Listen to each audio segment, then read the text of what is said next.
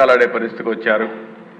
ఏదేమైనా ఇలాంటి సమస్యలన్నిటికీ ఒకటే మార్గం, ప్రజా చైతన్యం, ప్రజల్ని అప్రమత్తం చేయడం తప్ప వేరే మార్గం లేదు. తప్పకుండా నేను ఒకటే చెప్తున్నా, ఫేక్ రాజకీయాలు సహించాం.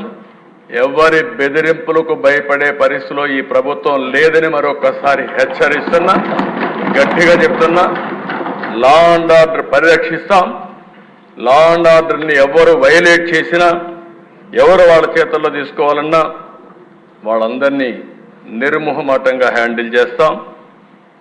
మత ఘర్షణల్ని, ఫ్యాక్షన్ రాజకీయాల్ని, రౌడీల్ని, తీవ్రవాద సమస్యని పరిష్కారం చేసే చరిత్ర ఇక్కడే మాది.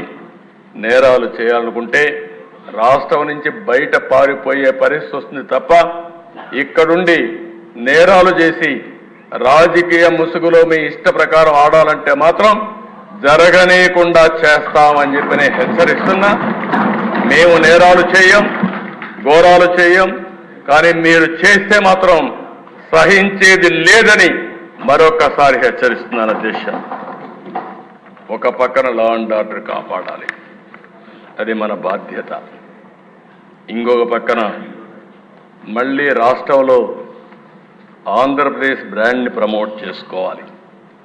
2014 తర్వాత అనేక సమస్యలు ఈరోజు మనకు వచ్చాయి. పెట్టుబడులు పెట్టే పరిస్థితులు లేరు, చాలామంది పారిపోయారు. ఇప్పుడిప్పుడు వాళ్ళందరిని అడుగుతున్నాం, రమ్మంటున్నాం. కొంతమంది రావడానికి కూడా ముందుకు వచ్చినా ఇంకా సమస్యలు ఉన్నాయి. ఈ సమస్యల్లో మీరు చూస్తే 10 లక్షల కోట్ల రూపాయలు పైన అప్పులున్నాయి అధ్యక్ష. 10 లక్షల కోట్ల రూపాయలు అప్పులకు సర్వీసింగ్ చేయాలి, అప్పు కట్టాలి, వడ్డీ కట్టాలి. మళ్ళీ మనం అభివృద్ధి కార్యక్రమాలు చేయాల్సిన అవసరం ఉంది. రాష్ట్ర విభజన జరిగిన రోజు కంటే అధ్వాన్నమైన పరిస్థితిలో ఈరోజు మనం ఉన్నాం. ఇంకొక పక్కన 20 సంవత్సరాలు ఎన్నికపోయే పరిస్థితి వచ్చింది. అట్లని చెప్పి భయపడి పారిపోవడానికి ఈ కూటమి సిద్ధంగా లేదు. నేను కానీ, పవన్ కళ్యాణ్ గారు కానీ, బీజేపీ కానీ మళ్ళీ రాష్ట్రాన్ని రీకన్స్ట్రక్ట్ చేసే బాధ్యత, రీబిల్డ్ చేసే బాధ్యత తీసుకుంటాం, చేస్తామని చెప్పి కూడా నేను మీకు తెలియజేస్తున్నా. పరిపాలన గాడిన పెడతాం, రాష్ట్రాన్ని నిలబెడతాం, పునర్నిర్మాణం చేస్తాం. ఈరోజు ఒక్కొక్క ఇటుగా పేర్చుకుంటూ వస్తాం.